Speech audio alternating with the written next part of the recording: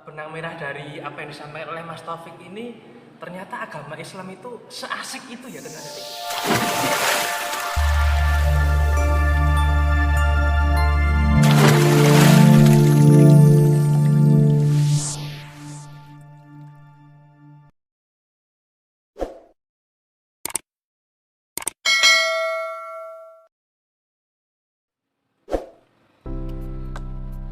Oke, kembali lagi di podcast Berpikir Merdeka. Kali ini saya bersama dengan teman saya, namanya Mas Taufik. Teman, kenalan dulu, Mas Taufik. Adik tadi udah kenal berarti? Yuk santai ya. Beliau adalah Mas Taufik, teman sekelas saya kuliah. Yang terpenting, kenapa saya mengajak Mas Taufik ini adalah tidak ada honornya lagi. Lah itu sing penting, Mas. Jadi sing penting ya sing iki mung sing ngrepoti iki gitu. Jadi sudah dia nih ya, bilang dari awal tidak ada orangnya. Tidak ada, ya udah. Ojo, sik. Kan kita teman itu berbasis persahabatan. Dan juga teman itu berbasis kepentingan juga ya. Kepentingan. Kok nek ra penting ya dhewe kanca kan ngono to. Oh, ngono. Nah, termasuk tak jak nggo iki podcast iki. Kan gitu loh. Setuju ra? Ya, kalau nggak ada orangnya terkadang ragu mau bilang setuju. Kalau ada orangnya langsung sepakat. Gitu. Tapi kan masalah ini belum berhonor, Mas. Kan kita teman loh, kita kan teman. Oke. Ya, kita lanjutkan. Gimana ya? Wis bacot kan. Kameranya bacot ngono kok.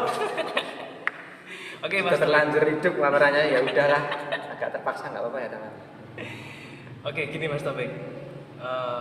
Kita mau ngobrolin tentang ya secara kepemudaan aja ya, Mas. Kita kan sama-sama J6 tuh, Mas. Ya, Sampai kan J6 tuh. Kalau saya masih muda, kalau dengan ya aku ya J6. Enggak tahu. Ya J6 aku men. Aku ya bisa ngombe es. Ya bisa kita lihat nanti, bisa apa ya, teman-teman dari yang melihat ini siapa yang paling muda gitu ya. Jadi lihat gitu ya. Enggak apa-apa. Sampaikan pendapat Anda. Oke lah, kita sepakat Kak Dewi podo-podo nome gitu lah. Ya. Nah, terkadang itu jiwa kita sebagai pemuda itu terombang-ambing, Mas. Masalah keimanan. Terkadang iman kita naik, terkadang iman kita turun. Terus ini juga berdampak kepada istiqomah dalam beribadah.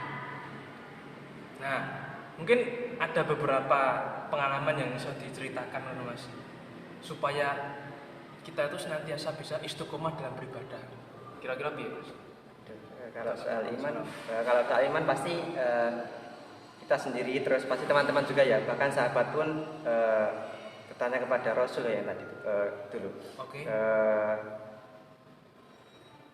Keimanan kita itu pasti ada yang naik, ada yang turun. Nah, kita bisa mensiasati agar kita iman kita itu lebih istiqomah, lebih kuat, bahkan apa ya, lebih bisa stabil lah gitu ya, ibaratnya gitu. Dengan cara mensiasati satu ya, kita bisa mencari atau bahkan alhamdulillah bisa menemukan teman-teman yang tidak hanya ngalor ngidul, maksudnya ngalor ngidul ngomong rawiri tok wis gitu kan. Jadi teman-teman itu bisa saling mengingatkan kita terus pada ketaatan gitu. Bro, waktunya sholat, ayo sholat gitu. Aku banget tuh ya. Orang yakin aku. Itu ya satu. Jadi berkumpul dengan orang-orang yang soleh. Tapi tidak menutup kemungkinan kita juga harus berinteraksi dengan yang lain gitu ya. Jadi agar hati kita itu tidak sakit itu, maksudnya sakit itu kita meremehkan orang lain. Jadi kita untuk mengimbang itu kita juga berkumpul dengan orang-orang yang soleh, gus-gus, ustadz-ustadz. Kita harus berdiskusi dengan mereka juga. Di sisi lain kita harus bisa berkumpul dengan misalkan teman-teman yang nongkrong, itu juga penting. Itu kan kita juga manusia sosial gitu ya. Jadi harus berinteraksi, jadi mengimbangi itu. Tapi kalau teman-teman serasa wah aku nggak kuat kalau sama teman-teman yang lain, takutnya nanti malah katut gitu ya. Ikut arus gitu, yang harusnya bisa dibilang agak tidak bersih lah, agak budak ya. Nah itu. Budakmu biasa ya, jangan ngawang aku. Ya sengaja ya. Sengaja.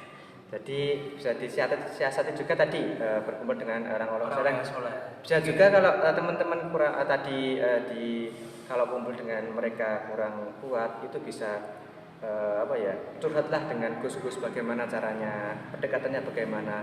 Jadi kita itu tidak melulu dengan orang soleh gitu. Jadi nggak apa-apa itu harus, tapi kita harus memahami mereka itu butuhnya apa sih gitu. Butuhnya apa sih? Kita harus pendekatan. Bagaimana sih untuk mengajak mereka? Jadi selain kita diajak, kita senantiasa berusaha ikhtiar untuk mengajak juga. Jadi kita ya tidak sia-sia diajak itu. Jadi misalkan Jadi menimba ilmu dan juga berdakwah. Nah, itu juga. Itu yang saya maksud. Oke. Terima kasih. Nah, itu satu. Terus untuk yang istiqomah tadi soal beribadah ya. Ya. Mungkin menurut saya itu yang kedua. Yang kedua itu ya kita kalau beribadah ya kita ikhlaskan untuk Allah Subhanahu wa taala. Wah, ini penting. Penting banget itu. Ikhlas untuk Allah. Yang pertama itu ikhlas dulu. Ikhlas dulu. Misalkan kita Saya Mas tak potong, tapi kadang ikhlas kuwi yo sulit gitu Mas. Mungkin ada tips-tips gimana caranya untuk kita bisa ikhlas gitu. Sebentar.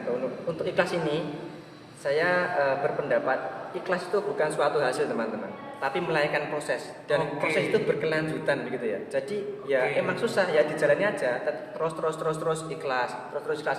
Nanti misalkan Mas Dimas bersedekah, niatnya ikhlas, tapi ngomong nih lihat, aku udah sedekah, insya Allah aku ikhlas. Nah itu apakah bisa kita namakan ikhlas begitu ya? Sudah bersedekah tadi. Jadi ikhlas itu bukanlah suatu hasil, melainkan itu suatu proses yang berkelanjutan. Jadi kita ya udah kalau kita beramal udah kita sebenarnya kan kalau bisa gitu. Dan tadi untuk soal ikhlas, tadi kita beramal itu ikhlas. Ikhlas maksudnya ya misalkan kita kajian gitu ya, kajian Mas Dimas ngetokke duit nggo bensin roda ado. Ya aku ikhlas dengan ini aku mengeluarkan uang untuk bensin, ikhlas dengan keadaan dan ikhlas untuk memandang guru kita yang sedang berceramah. Nah untuk niat itu bisa kita kayak ditimbun-timbun banyak ya niatnya. Misalkan kita niat ya udah nuntut ilmu. Terus yang kedua niatnya kita bersilaturahmi dengan teman-teman saudara muslim lainnya. Terus niatnya mencari makan ya nggak apa-apa gitu. Terus niatnya yang lain kalau ada yang mau mencari jodoh ya silahkan, itu kan juga tempat yang baik. Mungkin ada tempat mungkin ada pandangan-pandangan tuh. Jadi untuk misalnya kita ibadah itu yang satu ikhlas dulu, ikhlas menerima keadaan apa yang lainnya. Untuk yang kedua itu niat. Jadi niat itu boleh banyak sekali ya. Kita banyakkan maksudnya niat itu nggak usah tanggung-tanggung, banyak sekalian. Jadi kalau supaya kita cari ilmu, cari teman, cari pahala seperti itu juga. Jadi kalau kita sudah begitu, insya Allah itu juga meningkatkan istiqomah kita. Misal niat kita yang satu gugur, maksudnya yang guguri, wah aku nang kene untuk panganan. Jadi masih ada niat-niat yang lain untuk menguatkan kita. Jadi niat itu kalau bisa teman-teman ini memperbanyak niat di suatu ibadah gitu ya. Tapi niatnya dalam kebaikan. Orientasinya baik. Itu. Nah, jadi ikhlas itu sangat penting di buku Tasqiyatun Nafs itu ya. Kalau teman-teman pernah baca pasti baca semua insya Allah ya. Saya berhusnuzon. Di situ kenapa kok bab ikhlas didahulukan daripada bab niat? Yaitu permasalahannya gitu. Jadi kita itu ikhlas dulu menerima keadaan, menerima ya ikhlaslah intinya gitu. Baru kita menciptakan niat yang kita inginkan, dan niat itu bisa kita ganda-gandakan, maksudnya ganda-gandakan itu perbanyak sekalian gitu. Jadi Allah menyuruh kita sholat, Allah menyuruh kita puasa, itu harus kita ikhlas. Jadi menjalankan sholat ya dengan ikhlas, dengan hati yang gembira gitu. Sholat subuh misalkan, sing paling apot sholat subuh ya itu. Tangi jam 7:30 misalkan. Ya bener. Angel tangi isu seperti itu. Wah kadang kita sholat subuh aja hatinya mangkel. Wah bina-bina turu malah konsubuan dan lain sebagainya. Berarti itu tanda kita belum bisa mencapai level ikhlas ya Mas. Kalau kata Gus Ba gini, misalnya kita bisa mampu sholat ya, bisa mampu sholat. Jadi untuk menciptakan ikhlas itu kita bisa mampu sholat itu jangan beranggapan kalau kita itu mampu sendiri. Aku sholat iso dewi. Jadi Tapi suatu kita ini pergerakan kita ini bisa apa ya beranjak ke masjid, bisa berwudu, bisa menggerakkan tangan, bisa berkedip itu dengan apa ya rahmat Allah, dengan kehendak Allah. Coba kita kalau kita sakit terus mata niki iso klip niki kok iso anu ya ini satu kenikmatan juga. Jadi semua ini ya kita sandarkan semua ke Allah itu. Jadi menyadari bahwa segala yang kita miliki itu atas karunia Allah, termasuk kita ini bisa berbincang-bincang itu kan juga itu. Termasuk di studio baru ini. Nah, amin. Jadi di sisi lain kita juga apa ya tidak bisa apa ya intinya meredam rasa sombong di dalam diri kita. Jadi kita misalkan ini saya sudah sholat tahajud, jangan beranggapan wah aku sholat dewi, sholat tangi dewi. Yaitu bisa jadi kesombongan dari kita tanpa Saya bangun itu Allah yang kita kangen tidur, dengan kita gitu kita ya. tidur, kita bangun itu dengan kehendak Allah, dengan rahmat Allah juga. Jadi di sisi lain kita semua ini punya Allah. Kalau sudah melekat pada itu, kita mungkin bisa meredam bahkan menghilangkan kita meremehkan orang lain yang mungkin belum sholat, belum bisa tahajud. Jadi di sisi lain kita bisa menghindari itu gitu. Kita menghindari sifat bangga diri, sombong itu tadi. Oke, terus ini Mas, kita ke step berikutnya. Ibadah itu kan tidak melulu soal sholat, puasa, tapi kan kita juga mencari ilmu itu juga ibadah, gitu. Kita seperti ini ngobrol tentang agama itu juga ibadah.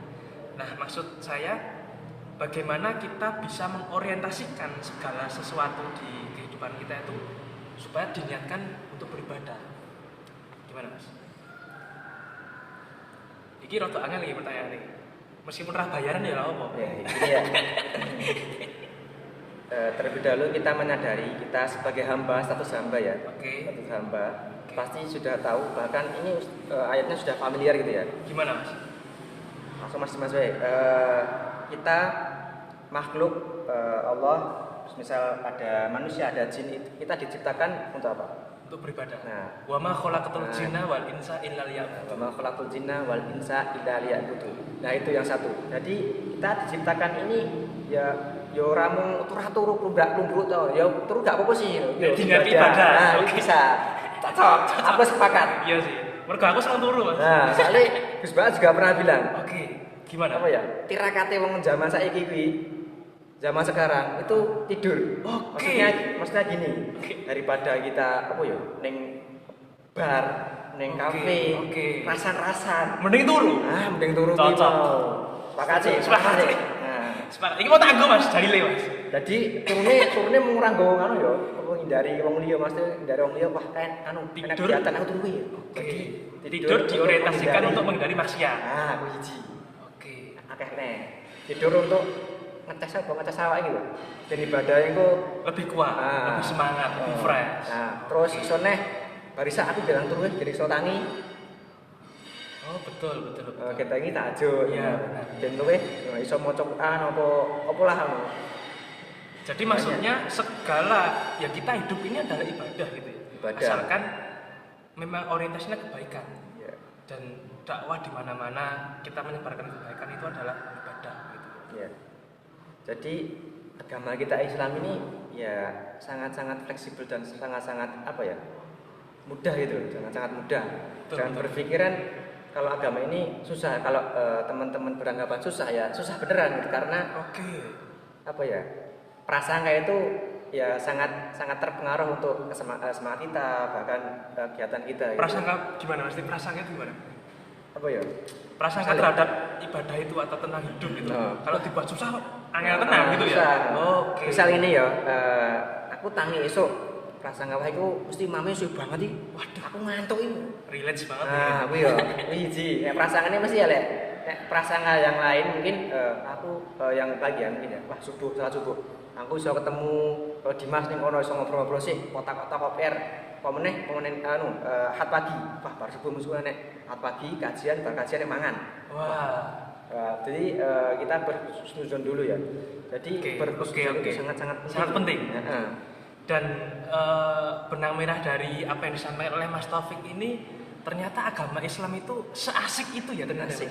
Bahkan kamar mandi pun kita kencing pun yo ibadah. Oh piye kuwi? Sebelum masuk kamar mandi, Oke.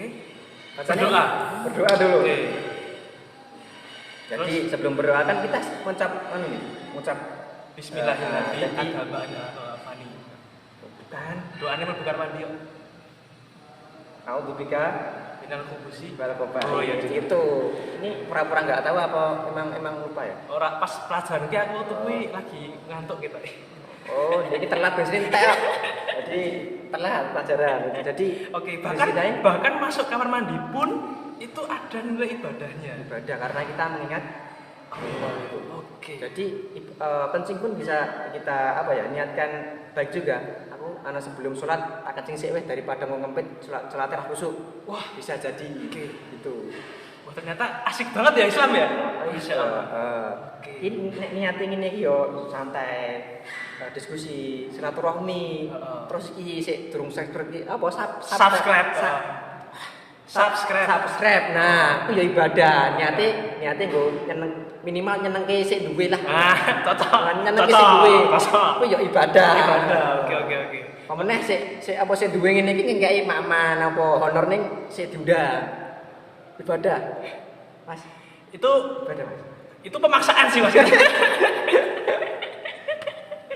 gitu ya Oke, Mas. jadi Oke. sangat asik gitu ya asik sekali gitu Termasuk apalagi kita sebagai pemuda yang masih punya banyak kemampuan, masih punya banyak Semangat. kreativitas, semangat.